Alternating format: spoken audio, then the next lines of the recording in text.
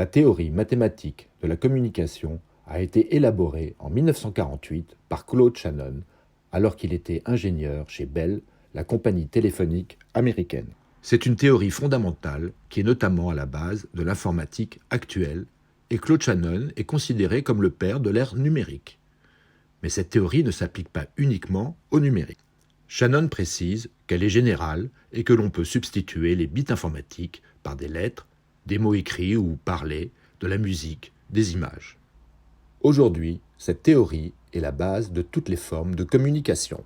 Mais que veut dire communiquer ? Communiquer, c'est transmettre une information. Voici le schéma de la communication présenté dans la théorie de Claude Shannon. Au départ de toute communication, il y a le besoin de transmettre une information vers une cible, vers un destinataire. Prenons l'exemple d'une municipalité qui désire informer les automobilistes de ralentir devant une sortie d'école. Le support ou émetteur sera un panneau de la circulation. Le signal est ce qui transporte le message. Dans notre exemple, il s'agit de la lumière qui doit se diriger vers le système oculaire de l'automobiliste qui lui-même transmettra le message vers son cerveau pour analyse et compréhension. Voilà, notre message a franchi toutes les étapes pour arriver à destination. Mais le message est-il toujours le même ? L'automobiliste a-t-il ralenti ? Le pictogramme n'était peut-être pas assez compréhensible ou le panneau n'était peut-être pas visible. Dans sa théorie, Shannon introduit la notion de bruit. Le bruit correspond à toutes sortes d'interférences qui sont de nature à nuire à l'intégrité du message. Mais revenons à notre exemple. Comme nous l'avons vu, la première étape est de transformer une information en message. À ce stade, tout repose sur la pertinence des signes et symboles. Avec quelle exactitude les symboles de la communication peuvent-ils être transmis ? Pour illustrer l'importance des signes et symboles, regardez cette petite vidéo.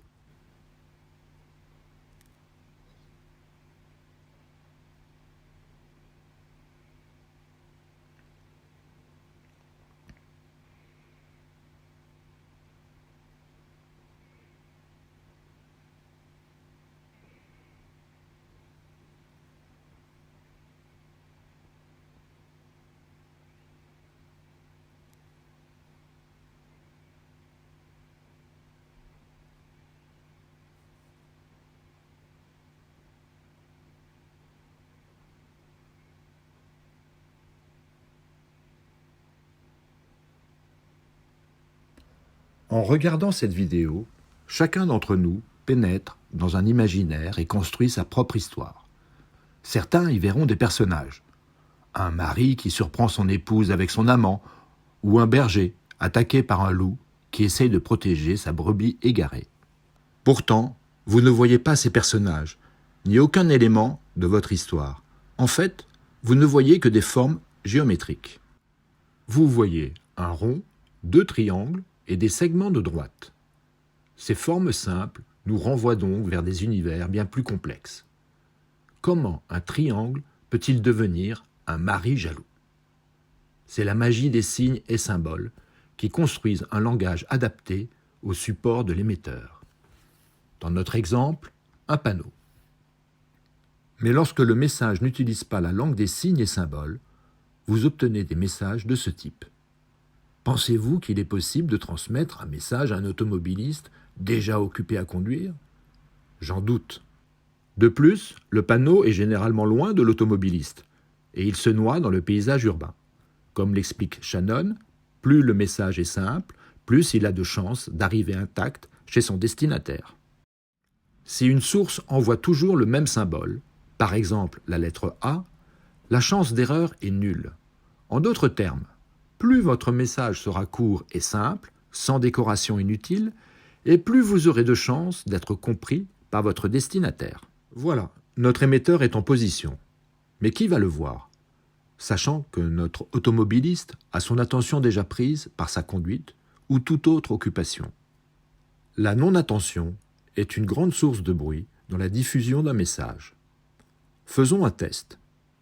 Dans ce test, il y a une équipe en t-shirt noir et une équipe en t-shirt blanc. Chaque équipe a une balle de basket. Vous devez simplement compter le nombre de passes que se font entre eux les joueurs de l'équipe en t-shirt blanc.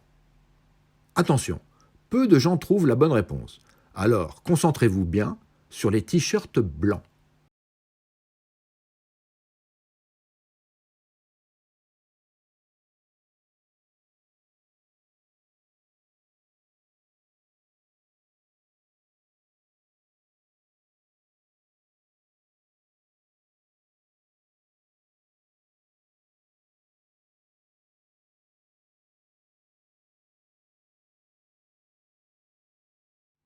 La bonne réponse est 15.